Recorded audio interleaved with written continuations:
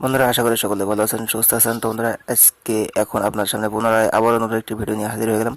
তো বন্ধুরা, ভিডিওর বিষয় হচ্ছে আজকে এখন আপনাকে দেখাবো যে আপনারা কীভাবে স্টেট ব্যাঙ্ক অফ ইন্ডিয়ার মানে কেওয়াইসি ফর্ম ফিল আপ করবেন। ঠিক আছে, স্টেট ব্যাঙ্ক অফ ইন্ডিয়ার কীভাবে KYC annexure B form fill up করবেন। ঠিক আছে, তো চলুন কথা না বাড়িয়ে আমরা কাজটি আপনাদেরকে দেখাতে থাকি। তো সর্বপ্রথম আপনারা কী করবেন, এখানে আপনার মানে অন্য ফর্মে এখানে আপনাদের এই ব্রাঞ্চের নাম এখানে শূন্যস্থান থাকতে পারে, ফাঁকা থাকতে পারে। তো আপনার এখানে যদি সেরকম অন্য কোনো ফর্মে শূন্যস্থান থাকে তাহলে আপনারা এখানে ব্রাঞ্চের নামটা দিয়ে দিবেন আপনার এখানে। তো আমার এখানে ব্রাঞ্চের নাম এখানে স্ট্যাম্পিং করা আছে। তারপরে স্টেপ এখানে কী করবেন আপনারা, তো আপনারা কী করবেন, সর্বপ্রথম এখানে এই যে নেম লিখবেন, প্রিফিক্সের এখানে মিস্টার বা এমএস, হ্যাঁ, এমআরএস দিয়ে দেবেন। ঠিক আছে, তারপর এখানে ফার্স্ট নেম দিয়ে দেবেন। ঠিক আছে, মিডিল নেম থাকলে দিয়ে দেবেন মিডিল নেম, তারপরে লাস্ট নেম এখানে দিয়ে দেবেন। ঠিক আছে, তারপর এখানে আপনারা কী করবেন, যে অ্যাকাউন্ট নাম্বার বসিয়ে দেবেন এখানে অ্যাকাউন্ট নাম্বার। তারপর এখানে কী করবেন, রেসিডেন্সিয়াল স্ট্যাটাস এখানে দিয়ে দেবেন রেসিডেন্সিয়াল ইন্ডিভিডুয়াল। ঠিক আছে, পর এখানে কী করবেন, অকাপশান টাইপ। ঠিক আছে, আপনার এখানে অকাপশান টাইপ এর ভিতর থেকে আপনারা যেটা সেই টাইপে এখান থেকে আপনারা সিলেক্ট করে নেবেন। ঠিক আছে, আর যদি এর ভিতর থেকে কোনোটা আপনি না হন তাহলে এখানে নট দিয়ে দেবেন।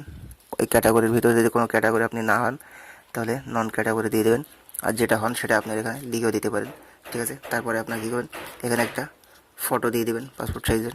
ঠিক আছে, ছোটো একটা ফটো, যে সাইজের ফটো আর কি লাগে পাসপোর্ট সাইজ বলে, সেই ছবি আপনার এখানে একটা দিয়ে দেবেন। ঠিক আছে, দেওয়ার পরে এখানে আপনার কী করবেন, যে অ্যানুয়াল ইনকাম, তো অ্যানুয়াল ইনকাম আমি এক্সাম্পল স্বরূপ আপনার এখানে দেখালাম, উদাহরণস্বরূপ। তো আপনাদের যেটা ইনকাম সেই ইনকামটা আপনারা এখানে দিয়ে দেবেন। ঠিক আছে, তারপর এখানে আইডেন্টিফিকেশান ইনফরমেশান, তো এখানে আপনারা ম্যান্ডেটরি অবশ্যই এটা দিয়ে দেবেন, প্যান নাম্বারটা। ঠিক আছে, প্যান কার্ড নাম্বার। তো আর যদি আপনাদের প্যান কার্ড কারো না থাকে তখন যদি কেওয়াইসি আপনারা করেন তাহলে ফর্ম 60 মানে 60 নম্বর ফর্ম আপনারা ফিল আপ করবেন যদি প্যান কার্ড আপনাদেরকে না থাকে। ঠিক আছে বন্ধুরা, তারপরে আপনারা এখানে কী করবেন, আধার কার্ড নাম্বার এখানে এই যে দেখতে পাচ্ছেন আধার নাম্বার এখানে দিয়ে দেবেন, অ্যাড করে নেবেন আধার কার্ড। তারপর আপনারা কী করবেন, এখানে যে বিশেষ করে যে ব্যাংকের প্যান কার্ড আর আধার কার্ড এই দুটোই যথেষ্ট হয়ে যায়, এই দুটো ডকুমেন্টসই। তো যদি এই দুটো ডকুমেন্টস ছাড়া যদি আপনাকে এক্সট্রা কোনো ডকুমেন্টস মানে চাই বলে তাহলে এখান থেকে আপনারা যে কোনো একটা এখানে অ্যাড করে দিতে পারেন, যে পাসপোর্ট, ভোটার আইডি, তারপরে ড্রাইভিং লাইসেন্স, তারপরে জব কার্ড। ঠিক আছে, তো আপনারা যে কোনো একটা কিছু দিয়ে দিতে পারেন। তো যে ডকুমেন্টসটি আপনারা এখানে দেবেন সেটা টিক মার্ক করে দিবেন, দেওয়ার পরে এখানে ডকুমেন্টস নাম্বারটা দিয়ে দেবেন।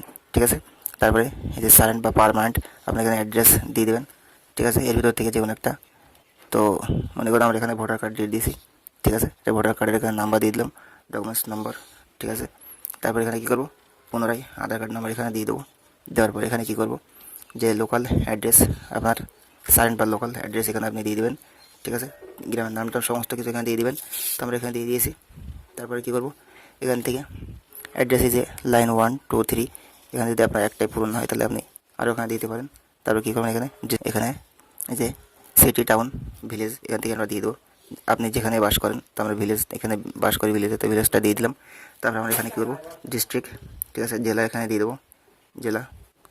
ঠিক আছে, জেলা দিয়ে দেওয়ার পরে এখানে পিন কোডটা বসিয়ে দেবো।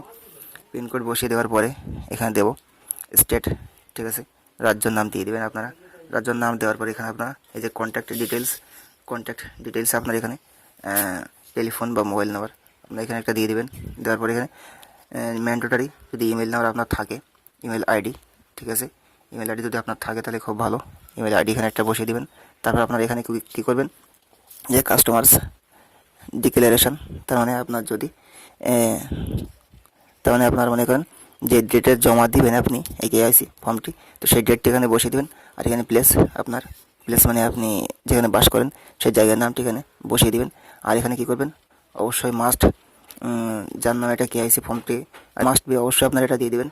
এটা যার নামে কেওয়াইসি ফর্মটি ফিল আপ করলেন, যে ব্যক্তির কি জন্য কেওয়াইসি ফর্ম ফিল আপ করা হয়েছে, যার নামে ব্যাঙ্ক অ্যাকাউন্ট, তো সেই ব্যক্তির এখানে সিগনেচার লাগবে। ঠিক আছে, আর এখানে আমরা আর বেশি কিছু বলবো না। এবার যেটা হবে, এখানে লেখা রয়েছে যে অফিস ইউজ অনলি, এদিকে আপনাদেরকে আর কিছু প্রয়োজন নেই, অফিস থেকে এটা। ঠিক আছে, এগুলো আর কি করবে বাদ বাকিগুলো।